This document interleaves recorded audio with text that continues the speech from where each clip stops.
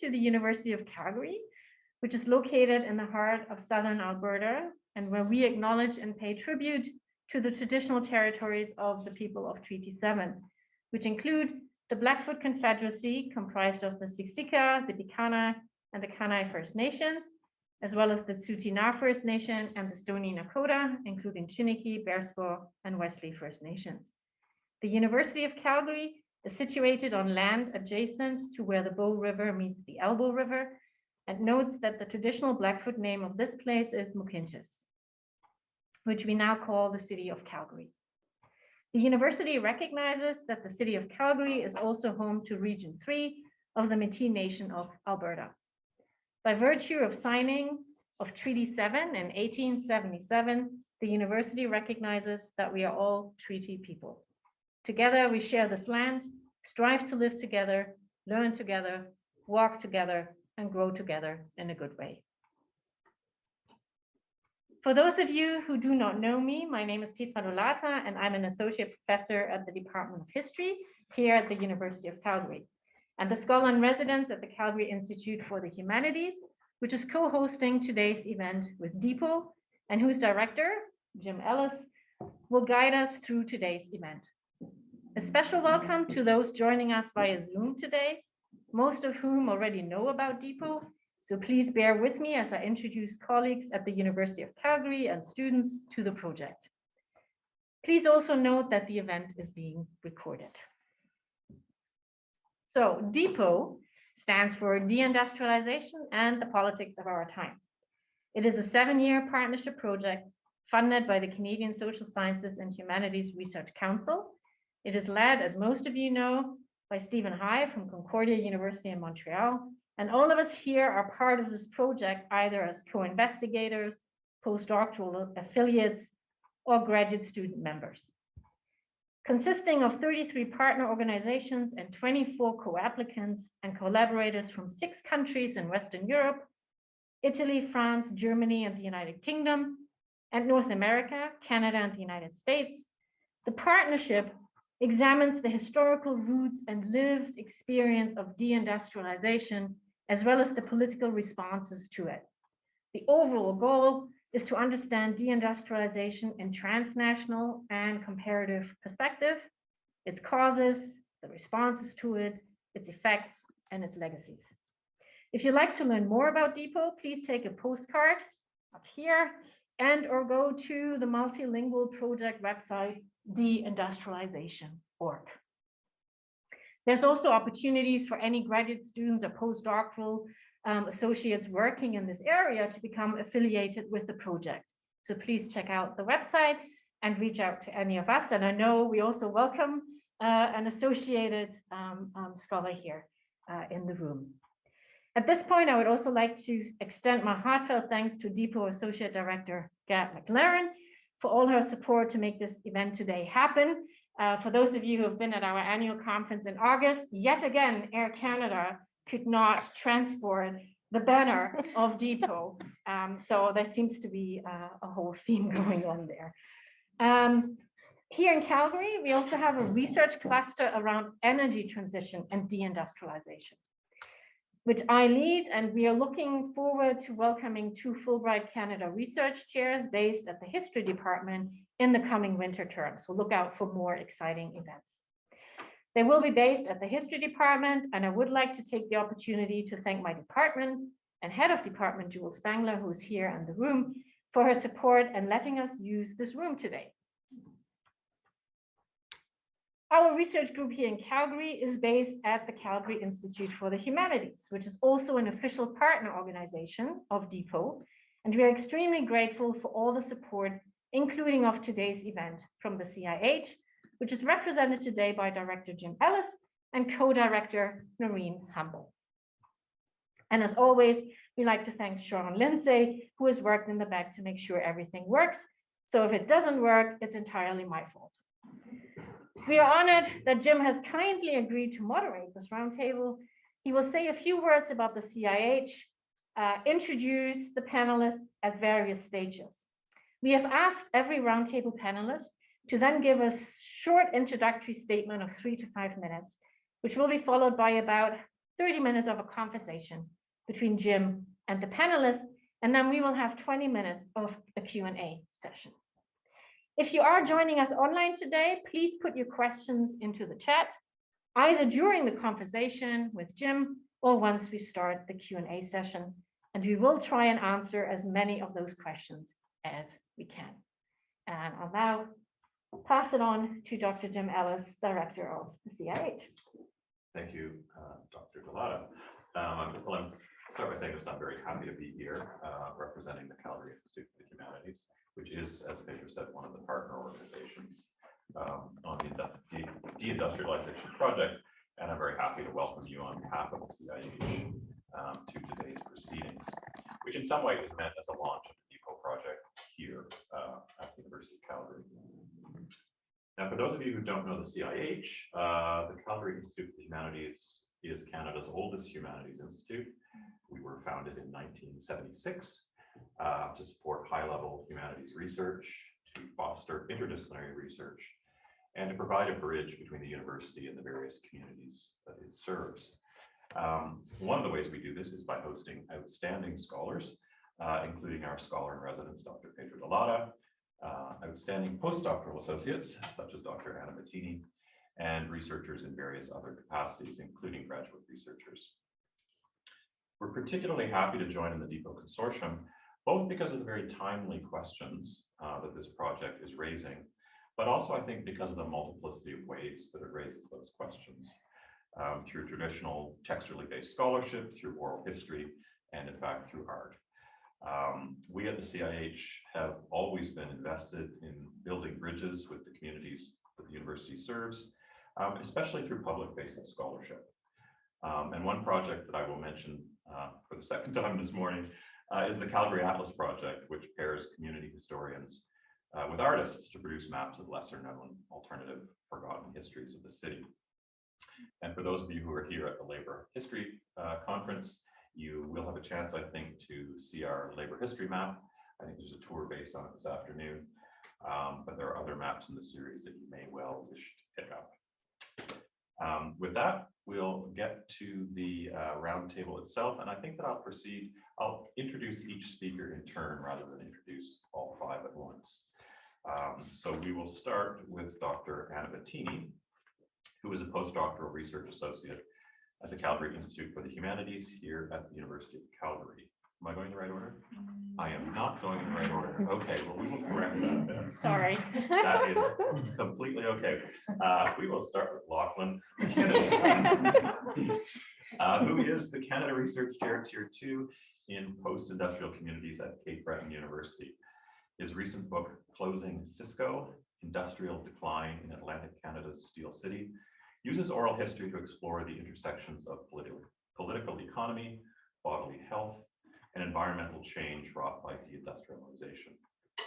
Lachlan's research relates to the history of capitalism and deindustrialization, with a special focus on environment and ecology, labor and occupational health, oral history, and state policy. Dr. MacKinnon. Thanks so much. And before I begin, I just wanted to extend a thank you to Dr. Delata for welcoming us all to Calgary today and for setting up this wonderful event. And thanks too to Dr. Ellis for agreeing to chair the session and oversee our conversation today. And welcome to all of you who joined us. So to begin, the way that I kind of envisioned my introductory comments were to think about that question, you know, where have the jobs gone in relation to my own area of research. And the place that I study, Cape Breton Island, is an island in the northeastern part of Nova Scotia on Canada's east coast, which has a long history of industrial production as well as kind of resource extraction.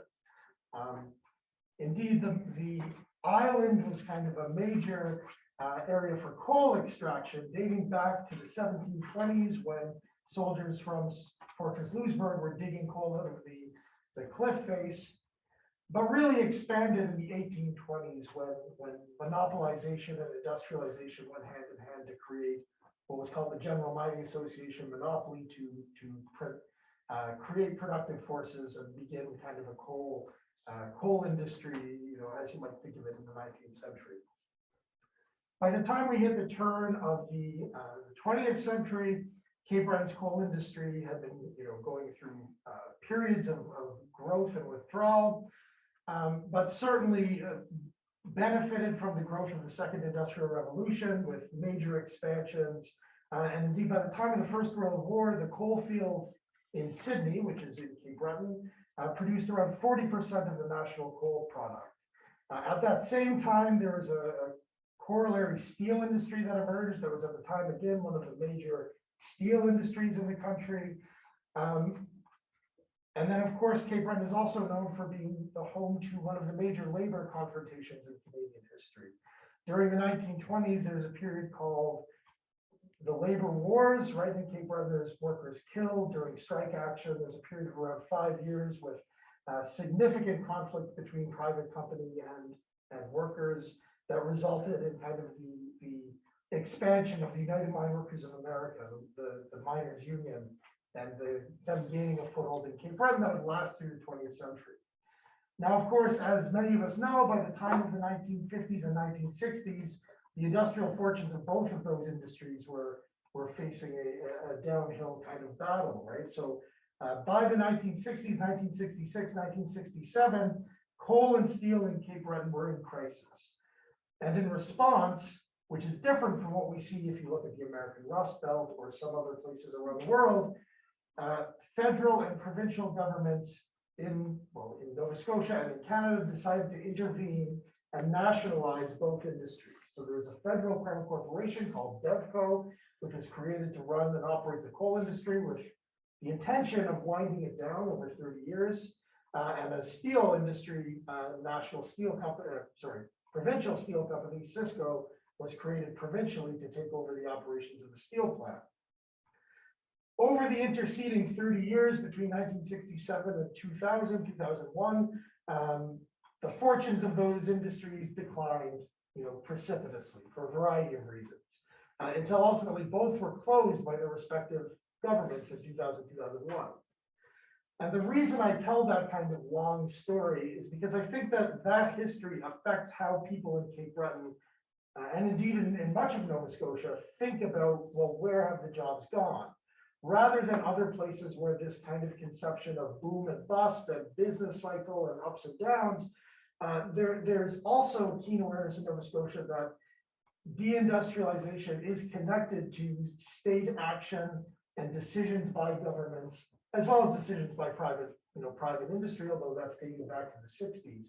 So there, it's more of a conversation about, what sort of actions can be taken to avoid kind of precipitous decline, and what are the choices that face different governments, when they're put in these situations. Now, of course, I know that Fred is perhaps going to come back on this because this is a main idea that's come up in deindustrialization as, is it structural or is it kind of based on choices? And I think that sets us up for more of a discussion, but I'll stop talking. I probably passed my time already. Okay, thank you. Our next speaker, according to the list, is Lachlan, who is a PhD student at the Center for Oral History and Digital Storytelling in the Department of History at Concordia University. Her PhD project researches the impacts of deindustrialization in the apparel industry in Montreal and New York City.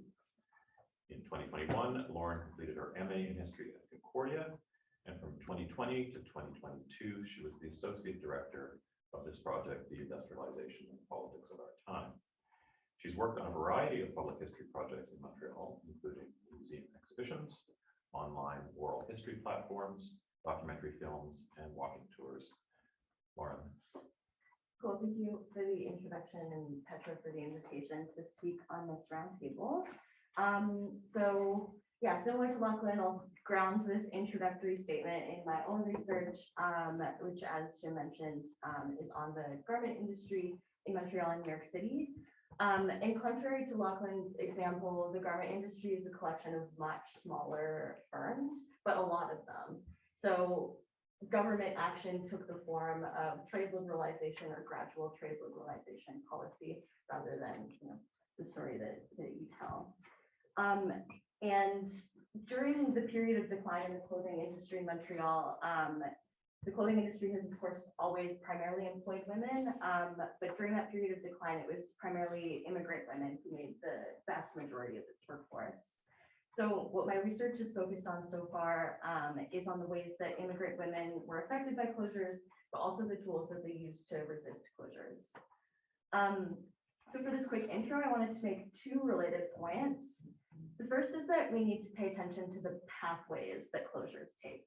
So who gets laid off first, and what happens to the work that remains? In the garment industry, it was immigrant women who worked as sewing machine operators, and they were the first to be laid off because these positions were easily subcontracted out to non-union shops or even offshored to the global south.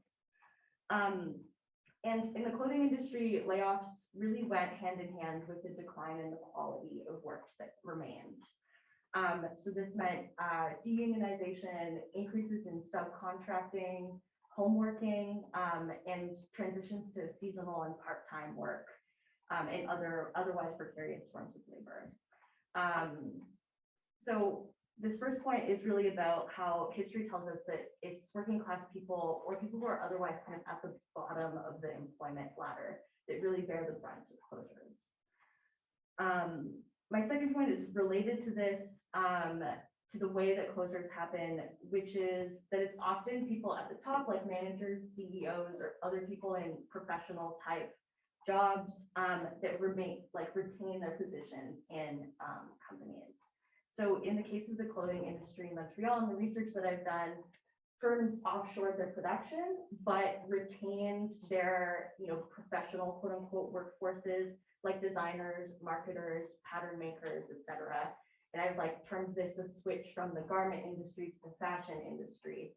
So this goes kind of hand in hand with the rise of service-based or quote unquote creative economies in cities like Montreal. And what I think is important about that particular pattern is that profits and companies remain headquartered in the global north, yet those profits are being made on the backs of, poorly paid and the dangerous work of garment workers in the global south. So if I can permit myself to go out of my wheelhouse and maybe say some things about resource extraction, is that the possibilities of this particular dynamic in resource extraction is particularly troubling, especially if we look at the consequences of Canadian mining companies in the global south. These consequences have been devastating with massive human rights abuses in the global south, yet these companies remain headquartered in Canada. So yeah, those are the kind of 2 points that I wanted to make. Thank you. Okay, thanks, Lauren. Our next panelist is Dr. Fred Burrill. Burrill or Burrill? Burrill. Burrill. No, Okay. dealer's choice. Okay. Fred, is a postdoctoral researcher at Cape Breton University, having recently completed his PhD in history at Concordia. He is a core affiliate of Concordia's Center for Oral History and Digital Storytelling and splits his time between Nova Scotia and Montreal. Fred grew up in rural Nova Scotia in the heart of Eastern Canada's lumber industry and witnessed deindustrialization's dire consequences in his own community. In Montreal, he's been an active participant in a variety of grassroots struggles against capitalist exploitation, particularly in tenants movements and migrant justice organizing. This political work has shaped his commitment to public-facing historical scholarship that challenges power structures and despecializes the pursuit of serious historical inquiry. Dr. Burrill. Thank you. I had forgotten that I had provided that intro. It's a little embarrassing. But I am kind of appropriately situated, I think, between Lachlan and Lauren, in that my doctoral research, as Jim mentioned, on the context of deindustrialization in the working class neighborhood of Saint-Henri in Montreal, where I lived for many years and where I was a tenant organizer at an association called the DePOT, the Projet d'Organisation Populaire d'Information et de Regroupement, which is a long acronym, which basically it's a joke on say how are you doing, not bad, but very Montreal 1960s as a popular education approach. But As Jim mentioned, I grew up in the industrialized sort of rural resource frontier of Nova Scotia, and therefore am, of course, intimately connected with Alberta in a lot of ways. With family members who came here and never came back, with friends who came here and died. Because of the particular pattern of excessive consumption and that characterize a lot of the life in working around resource extraction in Alberta.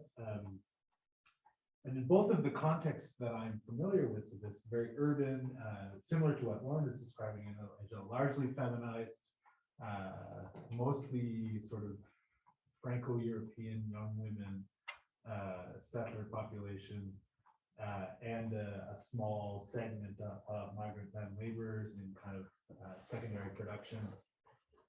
Things like electronics and toy factories, and just like really bad working conditions in the last generation of industry in the city. And in the context that I'm working on now, and where I grew up, which was very much kind of male dominated resource extractive work. The thing that unites these two things is the experience of violence that's lived by working class people, both through employment in industry and then after through unemployment, through the forced kind of being ejected from the process of accumulation or cleaved off from the means of production. That looks different in the different contexts, but is experienced as what Stephen Hayes talked about in pointing to Edward Said's concept of the normalized violence of unseen power. So this thing of working class communities being sort of shunted from one form of violence to another by structures that are not accessible to them and decision-making processes that are not accessible to them. And this includes both, the private sector, obviously, and at the governmental level.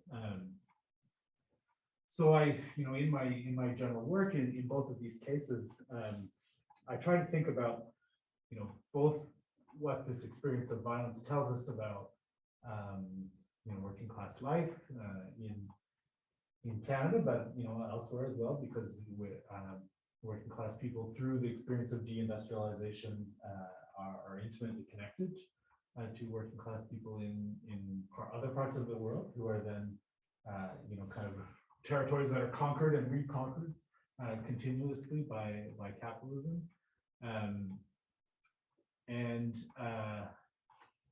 Secondly, to think about what is the kind of the missing element in how we could prevent this from just happening over and over again. Because this is, when we ask the question, where have all the jobs gone? It's also, why does this keep happening? Why are there kind of working class communities that develop around particular industries and then therefore are kind of bottomed out and hollowed out by capital abandonment? And partially, Lachlan kind of threw the ball in my court. Partially, the answer to that is the cyclical nature of capital accumulation in a capitalist economy, and its tendency towards crisis, and then its tendency to kind of spatial fix itself into other circuits of capital accumulation. But also, it's because there is a serious crisis in the capacity of the working class all over the world, but particularly in the global north, to organize itself and to resist against this process, which is a weakness of capacity which is fostered by capitalism and by states on purpose, because that's it will be bad for those in power if working class communities were able to defend themselves efficiently. And I will just end, I guess, by saying this is something that particularly characterizes my experience of what it is to be working class communities that are mobile between the East Coast and Alberta and BC. In my case, And also kind of now, in the place where I grew up, there's been a massive gold mine that's opened by an Australian company. Because, it's the international gold mining community is very much like the settler countries, it's Canada, Australia, New Zealand, a little bit the US.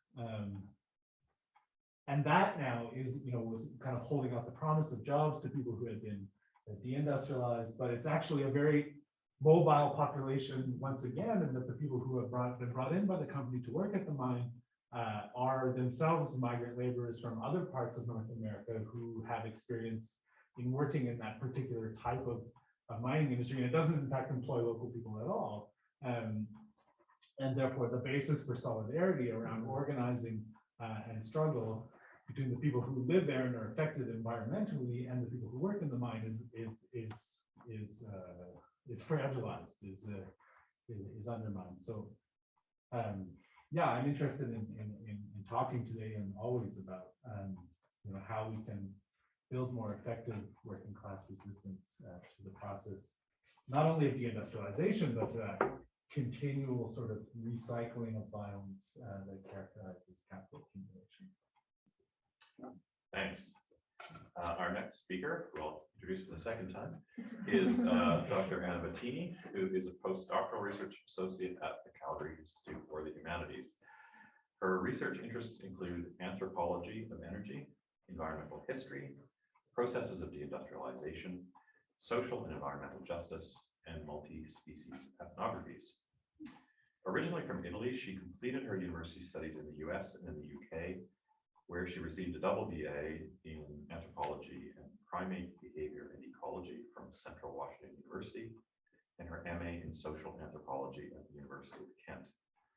In 2021, she successfully defended her PhD in anthropology at the University of Alberta.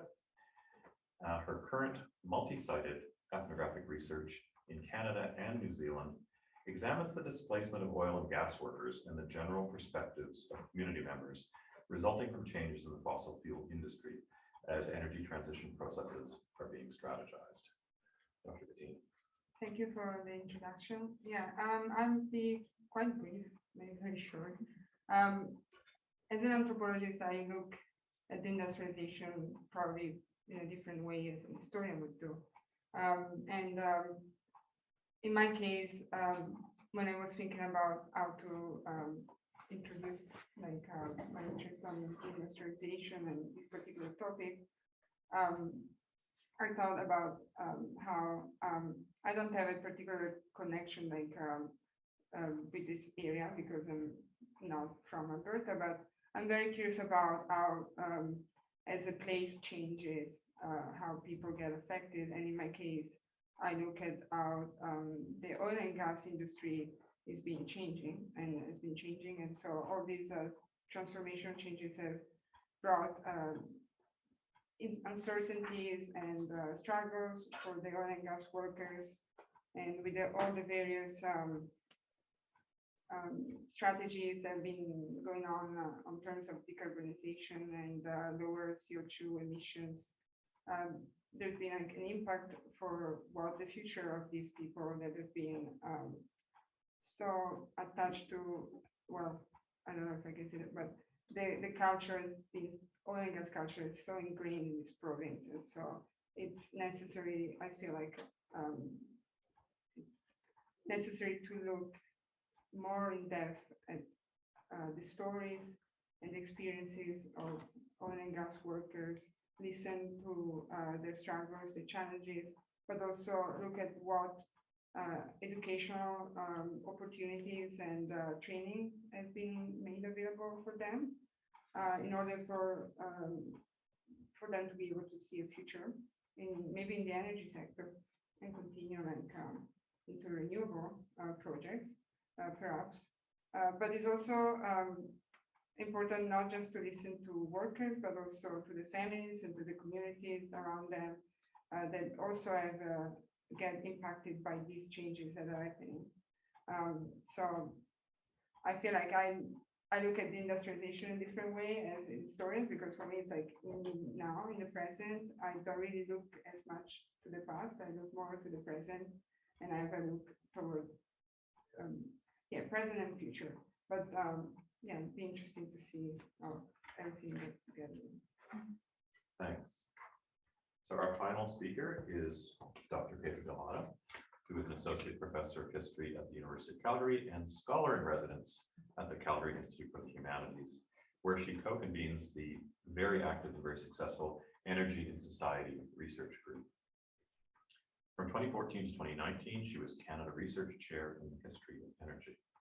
She received her PhD in International Relations from Burrill Universität in Bochum, Germany, and has taught at the Freie Universität, this is going to be a nightmare, Universität Berlin, Germany, and King's College London, before moving to Canada in 2014.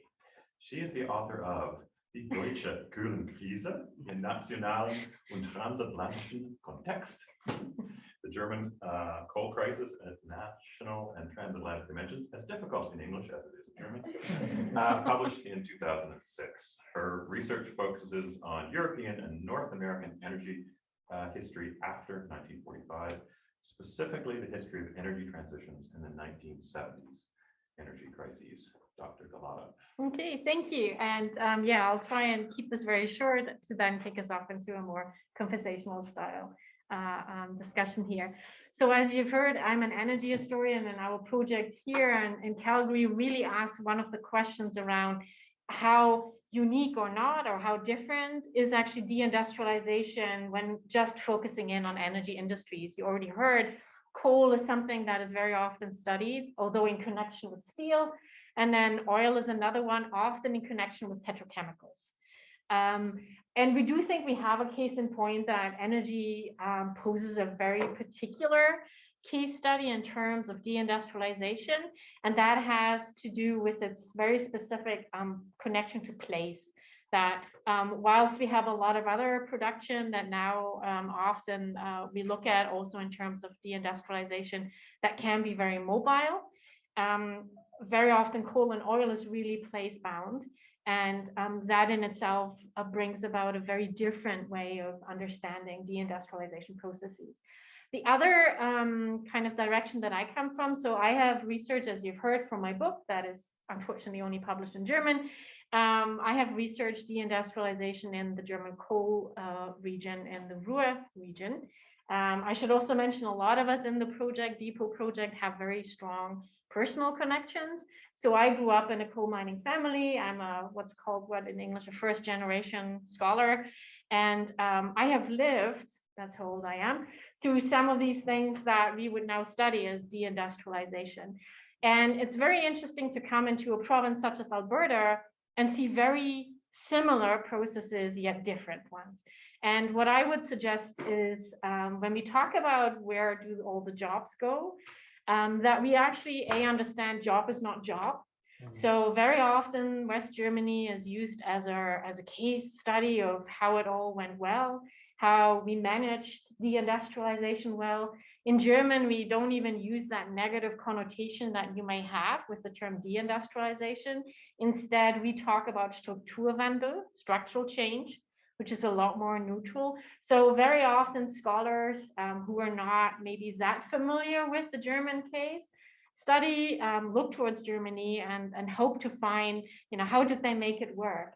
But I would warn against, because even though there has been a lot of government support, there has been a lot of retraining, job is not job. And also a lot of people who were miners before certainly lost some of the prestige that they connected with the job. In the 1950s, coal miners in West Germany were on the top of the salary ladder in Germany in terms of industrial jobs. And that is something that could not be replicated, for example, through retraining. And another aspect that I want to bring in here is this idea of labor is more than just paid and organized labor. So as you've heard from the anthropologist, we are much more interested in understanding regions in which deindustrialization happened as not just constituted of workplaces where people get paid to work, but to actually open it up to understand how these become sites of living as well. And everyone in the region shares in with the particular meaning of what this place is all about. And this helps us understand why there's so much resistance from a lot of people who have never even been working in the coal mines or in the oil fields or elsewhere, but it becomes something that creates sense of place, that creates what could be called a coal culture or an oil culture. And the last point that I would really, as someone who works very comparatively and transnationally, I would be very wary of these comparisons. Time and geography matter immensely. Something that happened in the 1970s in a country that has a very sort of corporatist model to dealing with problems will arrive at very different solutions than, say, a more libertarian province such as Alberta in the 21st century. And so that's the time aspect is also to understand, are we looking at boom and bust, which is cyclical? Or as a historian who looks further back, do we see a more linear development as well, where, for example, things like climate change action, the Anthropocene, slowly, while we have boom and busts, underlines, though, a very different development, which eventually will mean that we have to, for example, get off oil and gas, which is a very different energy transition, and that's my last comment, than going from coal to oil, which is both fossil fuels, mineral regimes, to then go into something that's defined by renewables. So there's lots to be learned from studies all over the world, but we have to learn how to learn from that. And I think it's too easy in our discussions about where do the jobs go to just take lenses from other countries without understanding the very unique situation that, for example, a province like Alberta presents itself. Great, thanks. Okay, so let's switch to a more, I guess, casual format. And you've all addressed this in one way or another, but let's go back to the beginning again and the opening question, where did all the jobs go? And that title suggests that jobs go somewhere or disappear. And there's a popular notion that that's just the way things are, that's just the way things work. As economies change and new technologies reduce industrial employment, jobs change and workers find jobs in other areas, whether this means in other sectors or in different geographical locales. But can we break this down? What causes deindustrialization? If we can locate a single cause, no. What happens to the communities that are left behind? Who wants to begin? Okay. I just have a few notes that might apply, to that question. And so that idea of where do the jobs go and the narratives that come along with that, right? Oftentimes it's offshoring. They went to India, they went to China, or it's boom and bust, and that industry, reached the end of its time where it could remain profitable, and therefore it just had to kind of decline. But I think what people are, when you talk to people in deindustrialized places, it's exactly as Petra was saying. It's not only about, well, where are you getting your paycheck? Because if you're asking where are you getting your paycheck, in Cape Breton, there is still a private coal company operating today called Dogwood Coal that started in 2014, has been up and down, terrible safety record, non-unionized, fly-in workers from Kentucky. That is not connected to the Cape Breton sense of what the coal industry, heavily unionized, well-paying local jobs, sustaining a community in a way, of course, connected to all sorts of problematic health and environmental impacts as well. But the Donkin interlude doesn't tie into that kind of existing sense of what industry meant, right? And so same with like generational, like Fred is talking about. So for people of my generation, well, the jobs, yeah, they worked at DevCo or they worked at Cisco, but they might have been at Syncrude or they might have been somewhere out here, and you just fly out here and start working similar jobs, but geographically, in a different place, right? And so a lot of my generation did wind up, as Fred said, moved here in Alberta, working. And so I guess this gets at what you're just saying, right? That when you look at where the jobs go, it's less about, it's about the paycheck, it's about that, but it's also about, well, how do these communities get back to that notion of something that's sustaining and provide some kind of fabric of being. While keeping in mind, of course, I don't want to paper over the fact that a lot of the times these jobs are terrible for your body, for the environment, for people's health, for community health. And so what do we make of these, dichotomies? And maybe I'll kind of foreshadow a little later conversation. But I think that, these are all kind of good things to keep in mind. I mean, one thing that comes out of that is, what does that popular narrative obscure Mhm. or Yeah. distract us from? Yeah.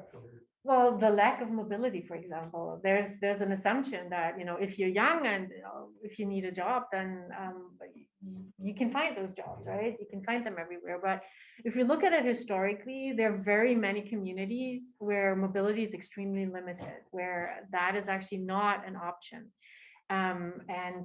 That's also fascinating comparing Canada to West Germany again. We do know that in the 1980s and 1990s, a lot of oil companies from Alberta were actively recruiting in my region because they figured a lot of the oil sand at that stage was still mining, oil sand mining.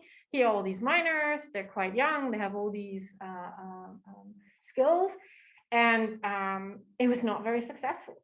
It was really very, very difficult to lure people to come. And even within Germany, there's always the argument, well, there are jobs elsewhere. But I do think we forget that workplace is much more than giving you a paycheck, that it has a lot more, it gives you meaning in life, right? They're not just familiar connections, they're other connections. And in the broader scheme of things, you might get a job there and earn money, but then you don't have someone who will look after your kids, which you have, for example, or you will. So I think in those discussions, what is happening, and this is why I'm so excited about what we are doing here, is really separating all those spheres and then talking about these balance sheets, these economic balance sheets. And it's like, where it's very clear, you're young, you need a job, there's a job, you can fly there. What is wrong? Why don't you go there? But I do think that we as historians, looking back to we can show how there's much more to life, right, than that paycheck. And so I do think that that's one of the, there's a lack of understanding of the complexity that is around jobs, right? Jobs take up so much of your daily time, but they're embedded in much larger social context, whether it's a particular energy system, whether it's a familiar structure. And so it's really, I think every time we would need to understand, is there a history or propensity to mobility or not?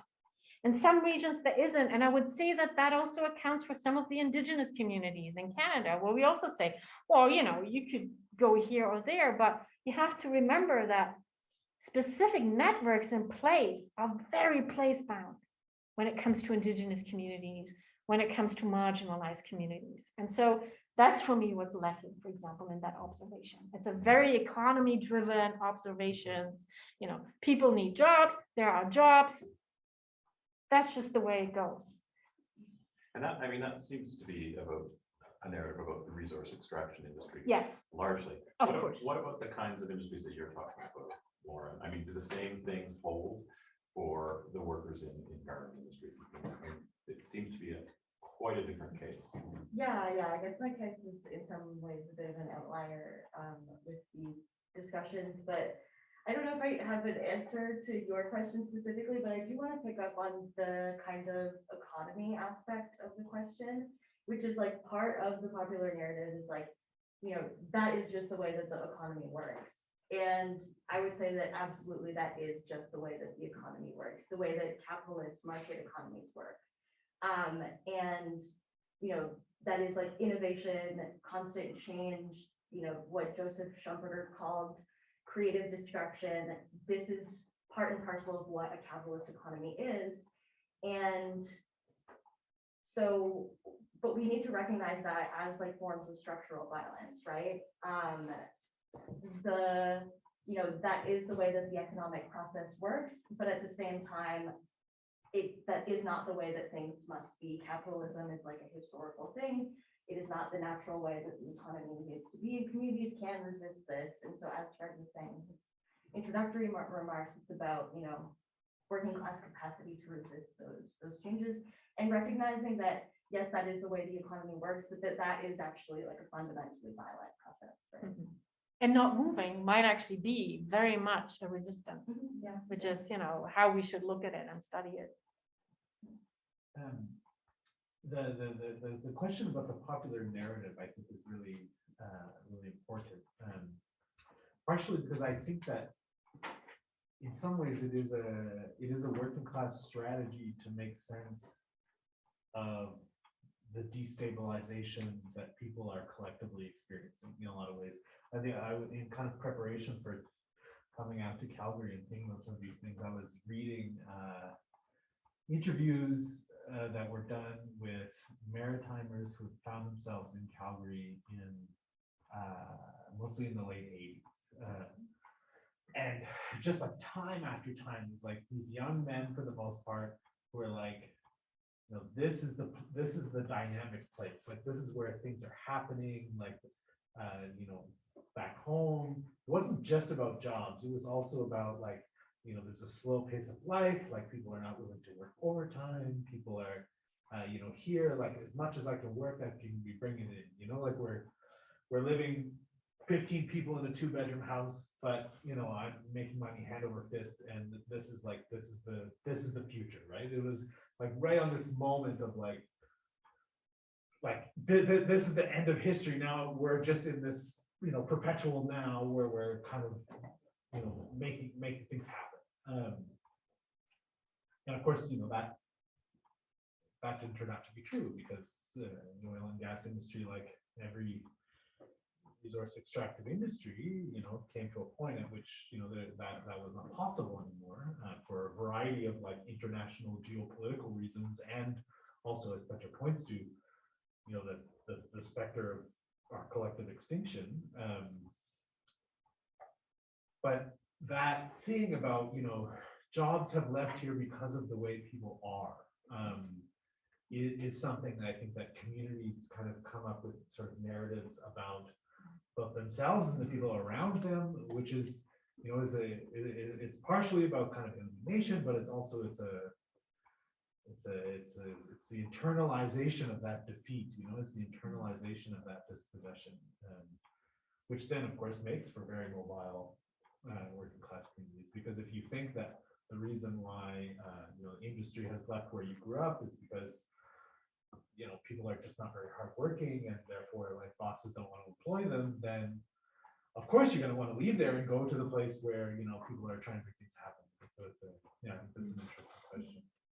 Even harbors cultures of defeat. Absolutely. Yeah. Absolutely. Yeah. Yeah. So what does happen to the communities that get left behind? And what can we do once the jobs are gone? What do we need to do? Oh. Well, I feel like, of course, there's retraining that can be done, and that on a local, provincial, like a community level as well, can support workers that are trying, either in the case of my study, transitioning from oil and gas to cleaner energy sectors. But the problem is still that I think with as the community changes and energy sector, in this case oil and gas, changes, other jobs get affected too, so hospitality jobs, dining jobs, and so on. So, but I don't think that it's something that only can be done at the provincial, national level, but again, it can be done by making sure that there are strong networks that can allow people to actually see a future for themselves. Because if you are a worker that belongs to a specific network and you're trying to see a future, but then you don't have those tools that allows you to, then it will impact you and all the community members around you, whether they are family members or friends or relatives. And so it just becomes like a sort of like a snowball like effect, like an avalanche. So, but again, I don't know if there is like a direct answer to that. What happens to all the communities that are left behind? because it's a process that keeps changing, and the people mindset changes as well. And so when I was thinking about this question, I thought about how, generationally speaking, in the past, you would get a job, you would stay in that firm, in a factory for like 20 years, or once the factory was closed down or shut down. But then nowadays, like young generations, they don't even want to have one job and stay in that position for 20, 30 years.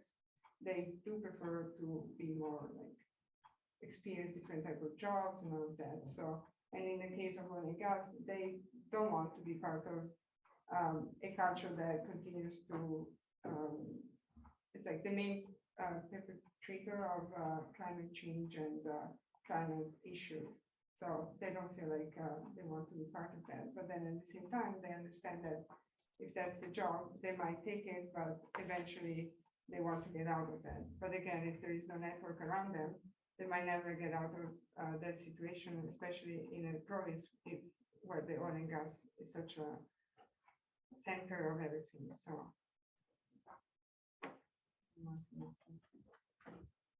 Oh, you finished, I sorry. don't know. I don't know if it makes sense. Yeah, no, just what you were saying, and it struck me that, and I think it differs depending on where you're looking at, right? And so I think that one of the benefits of the DePOT project is if we're looking at all these different places and thinking about deindustrialization as like a process, something that happens.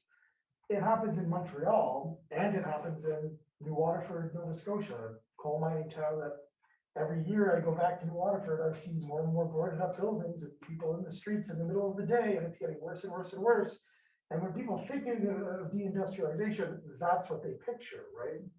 But in Montreal, it's also deindustrialized, but that process has been made invisible by the speed of which capital accumulates and reaccumulates, and the people are still obviously, feeling that effect, Yeah. which gets into the oral history practice of it, thinking about how individuals experience it, Yeah. but it's not visible on the landscape like it is in rural places, right? And so I just wanted to kind of draw that connection, that urban and rural deindustrialization, depending where you're looking, it can be the same processes, but it expresses itself in kind of different ways, right? So in Montreal, we have anti-gentrification movements and this whole other set of politics that emerge in the face of that, whereas those conversations are very different in somewhere like Cape Breton. Yeah, that's a really good point, Lachlan. And the question of what do we do in the abandoned community? Is that the urban case or the Montreal case, I think, is instructive because basically at a certain point, organizers of a variety of activist stripes turned from thinking about production and organizing on the shop floor and productive work to thinking about reproduction and basically like collective organizing for survival. So that looked at a variety of things. And I think the generation of women's centers in the 1980s, the housing movements that developed throughout the 70s and kind of really blossomed in the late 80s.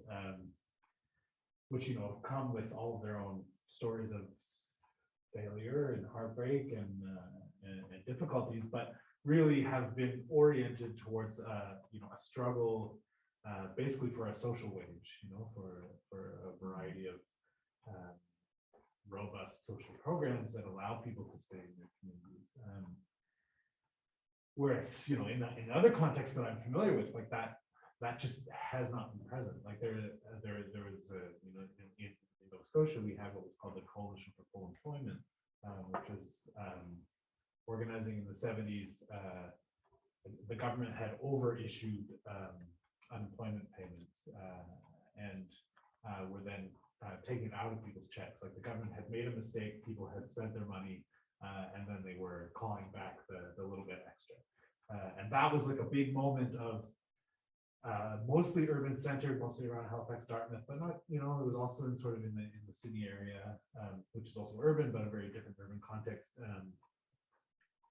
But all of that stuff kind of disappeared with the neoliberalism of the 1980s in a way that it didn't quite the same in Quebec, and that can be explained partially through struggles between provincial state that's trying to become a national state, vis-a-vis the federal government, and the expansion of welfare programs, but all of it to say that it made within the broad sphere of the working class left, the concept of struggling around reproductive demands rather than just productive and organizational demands to be something that is kind of anchored in that left in some way. And I think that's an important lesson that we can learn. That, you know, it's not just because capital has decided that, you know, the place where you live is no longer germane to accumulation that you still don't have the right to live there. You know, like it's and that's something I think is really important. That as Petra was pointing out, that is, you know, it's when we say, you know, there are jobs over here.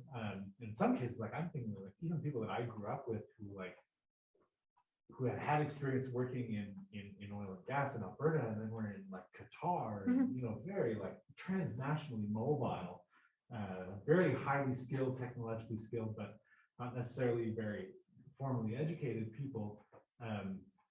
You know, because there was no one saying, you know, you have the right to not have to follow these jobs around the world in order to survive, right? And I think that's a problem.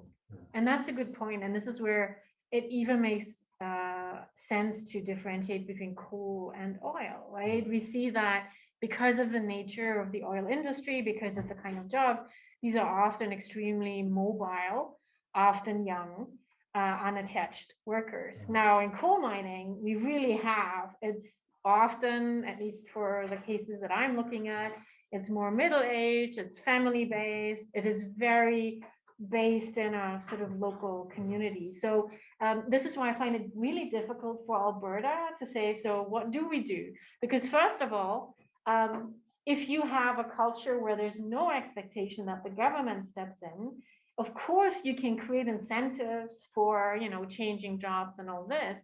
But the biggest problem for me is if it can't be coming from the government, because that's something that would be rejected, how do you find champions in the community? Like, how do you encourage a bottom-up approach to it? Because that's the only one that would legitimize some of these discussions, particularly in such a polarized climate that we have at the moment. Like and I'm saying this because when I grew up in West Germany, and it was equally polarizing. You could not say anything against coal because, you know, how dare you? I mean, I think I was in the 80s, I was, you know, the Green Party was a big thing in Germany, and I sympathized. And at every family meeting, people would say, you know, how dare you? Do you know who's paying your bills? You know, do you? And I feel it's the same thing in Alberta now. And it's not that easy to just come up with, you know, incentives for people to change jobs. That is not addressing the feeling of people being left behind, even though they may not be employed directly by oil and gas. I think a lot of people who are employed by oil and gas are quite mobile, but it's everyone around it that defines themselves as being part of this culture. And I find, I mean, luckily I'm a historian, not in politics or anything. I guess if we had the answer, right, of how do we deal with this, that would be fantastic. It is so difficult, and it has become even more difficult because I feel it's overlaid also by that whole discussion of climate action and all this. So for me, the only way to go forward is how do we find ways to locate champions within the community that are respected by the community to speak on behalf of this. And it is possible. We've seen this in other jurisdictions, but it's a very tough job, and it's not an easy one where government comes in and says we have some programs about retraining, we have some incentives for people to do this. And so I think it's difficult, but it must be done, because equally in Alberta, we see a young generation that leaves the province. People who leave the province are the young, and those who say, I don't see myself working in this kind of industry and in this kind of climate. So the urgency is there, but I don't have the answer. You know, what must be done. But I do think it cannot be government. It needs to come from the communities. Now, do you mean in this particular instance? Because what it seems to me, I think in this particular instance, yes. I mean, there are other jurisdictions where it makes absolute sense to ask government to do this because there is a culture of governments dealing with some of this. So West Germany in the 1970s is a very good example. Mhm. It does seem as if, I mean, clearly deindustrialization is not one thing. It's not one process, and it matters whether it happens in a single town industry versus in an urban context, if the jobs are high paying, if they're low paying, and to what extent the culture coheres around them or not.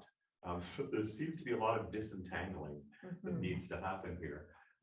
But can we talk about, because 4 out of 5 of you are historians, about historical examples of deindustrialization, successful deindustrialization processes maybe, or spectacularly unsuccessful examples of deindustrialization, and what possibly we could bring forward from the positive and negative examples of history. I mean, I think it's probably accurate to say that it's going to be something like 99% of examples are spectacularly unsuccessful in the sense that they are, you know, the structural violence of capital flight. There have been some examples, you know, obviously we always point to the Western case of somewhat more kind of corporatist negotiated shutdowns, and I think there's in some cases we can think of this. You know, there are not dissimilar examples in Canada as well. I mean, like the DOSCO or sorry, the DevCo example is even though that was lived in a very traumatic way, it was a sort of a, you know, government kind of gradually moving the community towards that indication. But for me, the question is like not whether we can do deindustrialization successfully or unsuccessfully. It's more how do we navigate the fact that we have a collective way of relating to each other that ensures that you know, some people win and other people lose, basically. And how can we move from that basic understanding that it's normal that some people win and other people lose, some regions win, others lose, towards something else, you know? And I think we haven't seen a case in which in any of the examples that I'm aware of, in which that basic premise is put into question. You know, even in the West German case, I think there was very a sense of like, you know, this is sort of the inevitable, and when we're trying to make it as painless as possible, you know. And then there's some cases in the Scottish coal industry as well, which are similar. But yeah, I mean, or within China, you know, there's because we talk about offshoring as kind of like you send, like we're sending jobs somewhere, and then there are just jobs somewhere else. But you know, like within the Chinese national economy, there's like all of these like really intense and parallel patterns of industrialization and deindustrialization within the national context. And there have been periods in China's kind of rush to the capitalist market in which the government has been more invested in kind of ensuring that there is some basic social welfare for the regions which have been deindustrialized, but by and large, no, as well. You know, I think there cannot be a successful deindustrialization because deindustrialization is premised on is fundamentally based on the concept of a market economy, and there cannot be a successful market economy in the sense that the market economy is predicated on the assumption that people have to lose, you know. That's what I would say. I guess if I could use some historical examples, right? The DevCo and the Cisco stories, it's framed in different ways, because here is an example where, like the miners union was calling for from 1947, like the steelworkers union were calling for, the government has to do something to offset the fact that these industries are declining. And they did. A conservative government, interestingly enough, in the province nationalized the steel industry. The federal government nationalized the coal industry in what was imagined at the time to be kind of a grand social experiment of what can you do here? And I think that, and now, years later, it's, oh, well, what a boondoggle that was. Why did they waste all that money propping these industries up? And that's how that's framed. But I also think that there's some value in recognizing the road, the other possibilities that could have occurred had that not happened. Had 30,000 coal miners been laid off on, December 29th, 1966, followed by 5,500 steelworkers in April 1967, I would imagine that Cape Breton would look very different from one that's gone through 30 years of slow deindustrialization and retirements out and pensions. And of course, there's issues with all these things, and there were problems in that process. One of the big ones being that when the oil crisis of the 1970s hit, governments abandoned that focus and instead hired thousands of new 18-year-olds to go and work in the coal mines, right? Promising them a 35-year career, which of course did not happen. But I think that idea of finding some way to manage that, and I know you're going to come back at me on that, Fred, I don't think that was like, I don't know that the solution is just to say, well, they both should have been closed. Private industry made the call and we're going to leave. And why would the government bother keeping these open?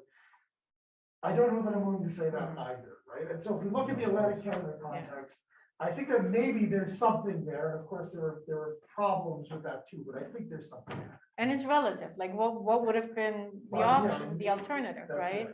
And I find for me as a historian, I would say timing, numbers, and political clout matter. So it's one thing if you're the first one who has to deal with this, and you can carve out maybe new spaces and reinvent yourself. I think that's where West Germany, the rural region, was a very successful example. But also now you can't just copy that, because you can't have multiple rural regions that are doing all these things that have helped. But this is maybe the advantage of being one of the earlier ones, right? Although equally you look towards Great Britain and they weren't willing to do that kind of thing. And so they saw very much how that impacted them. But the other one is also the numbers. What we often forget, the reasons why the rural region was a good example is because this was a Cold War setting. We have a Chancellor Adenauer who is so worried about communism. And it was so easy, of course, for organized labor in the rural region to always talk about, well, if no one helps us, what will the communists do? They will use this. So, I mean, we have to remember this as historians, that every particular situation is a very unique one. But it brings me back to today. Energy crisis is always one that will rejuvenate, right? That will bring in new people and think about coal. With the exception, though, and that's what I meant in terms of we have these two, if you will, historical timelines, the cyclical and the linear one. Increasingly, we are no longer able to go then to coal, because we have also, what we now consider the adverse impact of the Anthropocene. So it's really interesting to see that. But as a historian, the timing absolutely matters. It matters whether whether numbers relate to certain political cloud. And then the very specific, and not surprisingly for a historian, it is a very historical contingent situation. That doesn't mean, though, and just to come back to your starter there, there's so many diverse examples. So how can we bring them all together as deindustrialization? I think where we all share those similarities is it creates certain narratives that people like to hold on to. And that really, those are the ones that are so difficult to deal with as we, for example, talk about energy transitions, which is a social transition, if you think about it. As we talk about I think what we all have in common is those narrative stories that people create to make sense of all that change that is happening. Well, maybe before we go to questions, which we should go to, but I did want to ask a methodological question that does come from that, is about DePOT's has a number of different research methods, but it is fairly solidly invested in oral history, and oral history that brings out narratives. What's the value of oral history particularly for for this project for understanding the processes of deindustrialization? Why oral history? Why is that so useful? Could you, Lauren?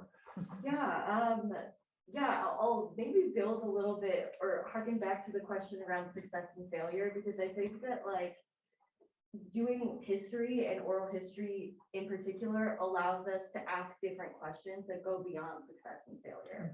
So like a lot of my research is about like expanding our understanding of who is affected by deindustrialization. So when I think about deindustrialization, we often think about masculine heavy industry, but this is a process that affects people everywhere around the world of, you know, all different backgrounds. So oral history, I think, allows us to get at some of those different experiences. In the case of the garment industry, the research that I do, I'm less invested in the questions of success and failure, because those struggles were not successful in, if you define success as preventing closures. And I think in the case of deindustrialization studies, most are unsuccessful in the sense that they didn't prevent closures. So oral history allows us to get at, but actually like what else is going on here? What other types of social movements came out of these struggles against deindustrialization? In the case of the garment industry, like my research is on how like immigrant women, you know, articulated basically a series of feminist demands around improvements in workplace conditions, maternity leave, accommodations for pregnancy, all of these sorts of things, things that are more rooted in, you know, the reproductive sphere. So yeah, for me, like oral history and doing those interviews, that kind of like focus of what became my research actually came out of the fact of doing interviews with people and being like, this is what was most important to us and what sticks out to us most in our memories, you know, in terms of this time in our experience of, you know, job loss and industrial decline. So I think that it gets that kind of, questions beyond success and failure, I guess. Yeah, you, as the ethnographer. Yeah. Because there is a big of the difference between an oral history and an ethnographic interview. So I have to go there and build a report and get to know the people, and then through that, by establishing that type of rapport, then they share the experience with me, but also I get to reach people that maybe they were before kind of excluded because they were vulnerable people or like marginalized people, especially like when we talk about indigenous people or women that are in kind of excluded sometimes in the energy sector. You don't often see many oil and gas workers that are women and so on. And the ethnographic interview helps to hear more about what they think is going on and learn their experiences, and then have a more in-depth understanding of the struggles, the challenges, and what has gone successfully for them or unsuccessfully for them. And it brings also a sort of like a reflexive approach as well, because as an anthropologist, as I learn from what they're telling me, I reflect on my role as well, and then becomes like a circular type of approach, I guess. And also in anthropology, by doing a participant observation as well. The industrialization in the making ethics, so like a bit Should ask at this point if we do have questions from people in the room or from people in the computer. They're so small. Jewel, Dr. Spengler. Thank you to all the panelists. That was very, very interesting hour. I had the pleasure of living in the 1980s in not one but two towns where the mine closed, and I'm kind of thinking, I hope it wasn't my fault somehow. But and then visiting back to these places over the years. And one of them is almost a ghost town now, and the other one is really a place one would retire to. The school is barely hanging on, doesn't have the kids because you can't make a family living there. And one thing that really struck me listening to you today is that the understanding of what happened in those towns locally doesn't include anything that we talked about today. It's the neoliberal order says, you know, one is responsible for one's own success and failure, and there's just this sort of sad sense of, there's no opportunities here, but there's not a connectivity to larger things. I'm wondering in your research whether you are seeing local discussion of the sort of big picture, or whether we're having this discussion here but disconnected from the people living through this. I think that's where culture comes in. Like they're different. They're very different ways in terms of expectations, individualism, libertarianism, or something that is more community based. And I know we talked about this in the DePOT context, that it's fascinating to see how in the US context, very often people have to move. They move elsewhere. And I remember distinctly Stephen High asking us who were more familiar with the West German case, well, where did they move? And all we had to say is they didn't move. It was just such a different kind of response to it. And also, I think because there was a much longer tradition, in terms of the corporatist model, but also in terms of organized labor, that there wasn't this, I mean, there still is part of that as well, but there wasn't this idea of if it's failing, it's either the way things go or it's our own individual fault. And this is where I would come back to what you said, Fred. I understand what you say about, sort of the liberal market and all this, but I do think there are nuances. There are more social democratic models than others, and there are certain attempts at at least trying to address some of these things, and that's what makes it so difficult, that you can't just use one model that you may think is more successful when it comes out of a more community-based culture into one that is so individualistic. Or one that is so libertarian. It's like it's just not possible. And I think that's for our project, that's one of the biggest distinguishers I find with the European versus the North American realities. That's a good question. I think it's a lot in the chair between the two camps. I think it's a lot about mobility. Like in my context of doing interviews, and in fairness, in Montreal, I was mostly interviewing people that I'd gotten to know through struggle, so they were already used to thinking big picture, but they were coming from working class backgrounds, and necessarily like university educated discussion. There was a sense of capital abandoned this area because they had determined that they could exploit people in other areas more efficiently, and that's something that I think culture is one thing, but I think I would describe it more as struggle. That there is a culture of resistance generated through struggle, which is something I think we see in many of the UK contexts, particularly in places which still have memories of the miners' strikes from the 80s, and that becomes a way that people understand intergenerationally that experience of dispossession. But in places where there is not that culture of struggle that is renewed in a variety of ways, that maybe where originally was like on the picket line, but then it's after in things like like brass bands or whatever, the variety of ways that mining communities have renewed that culture, then there is very much a sense of like,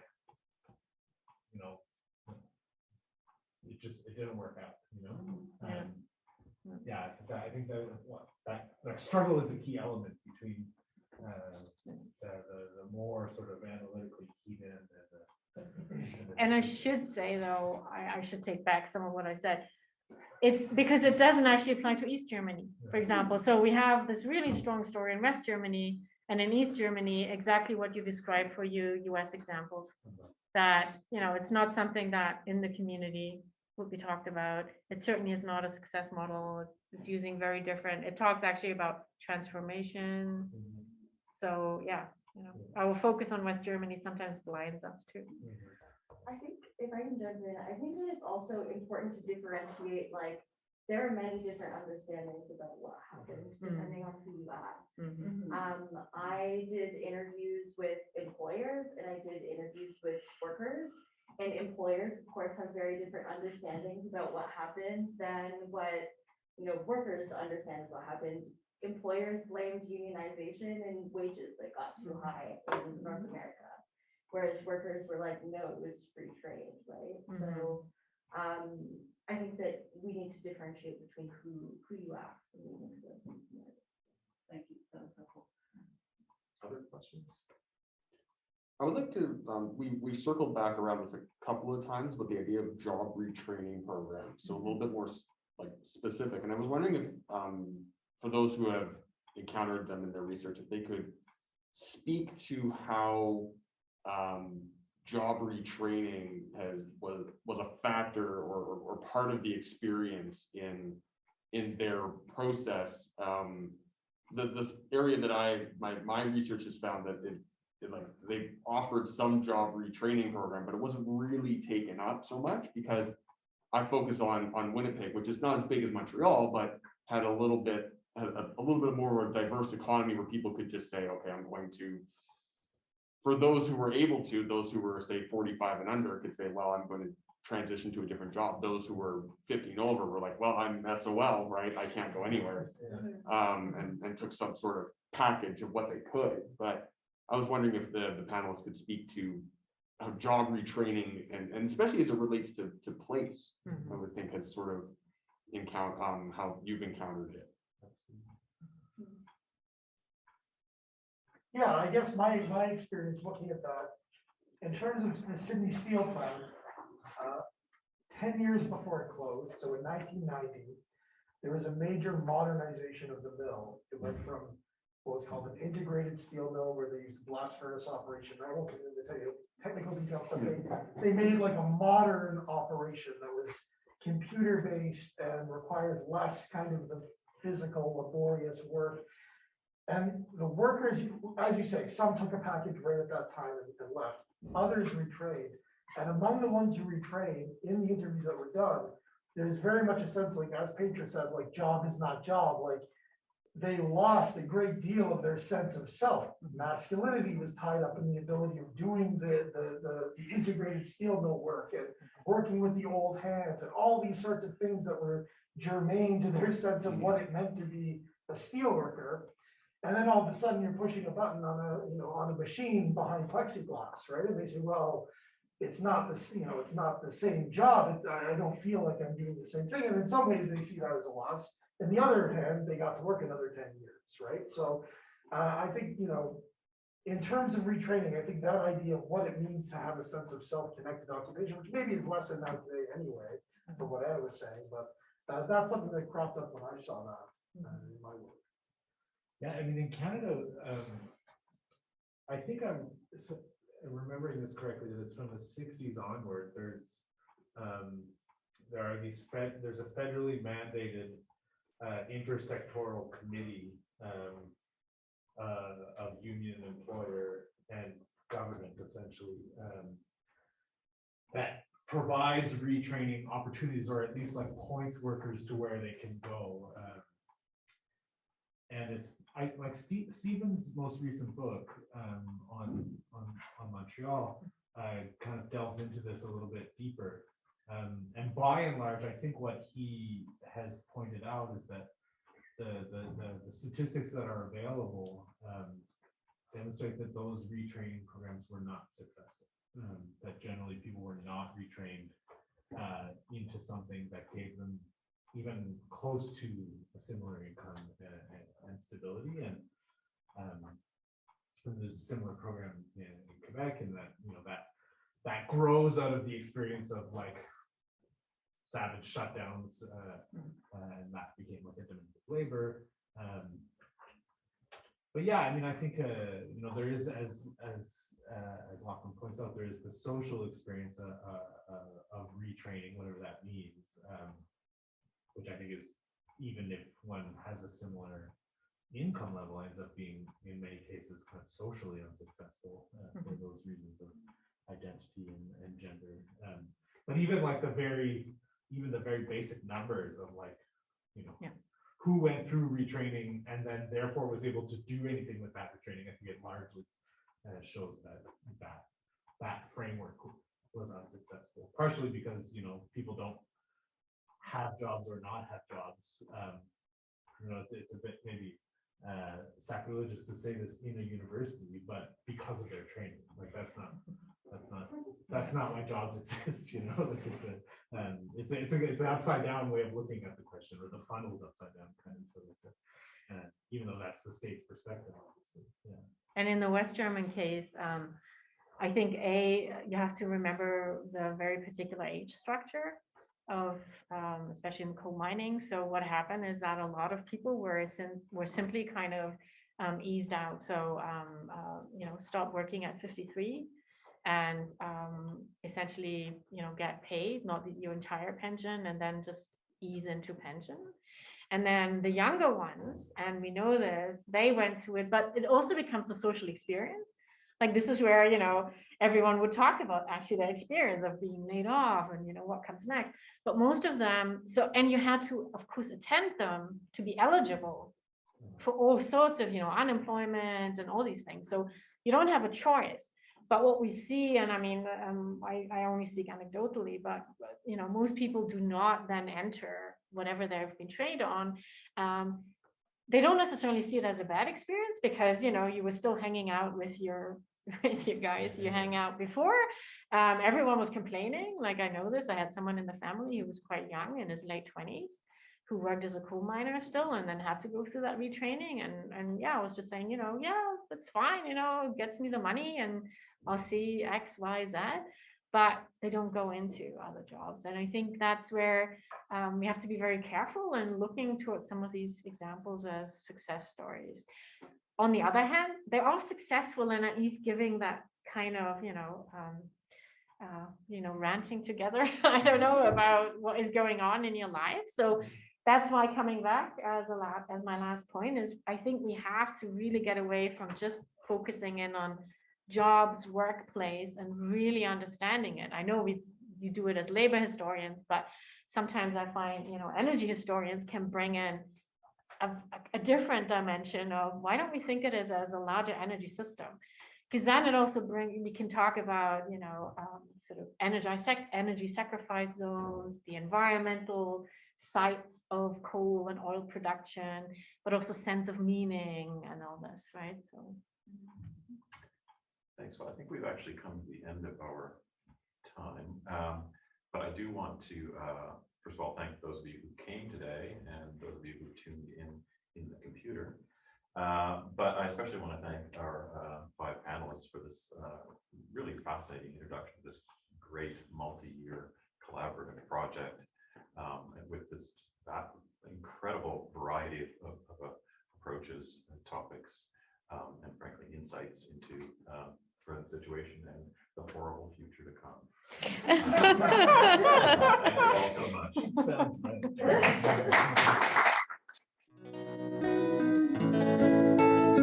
great.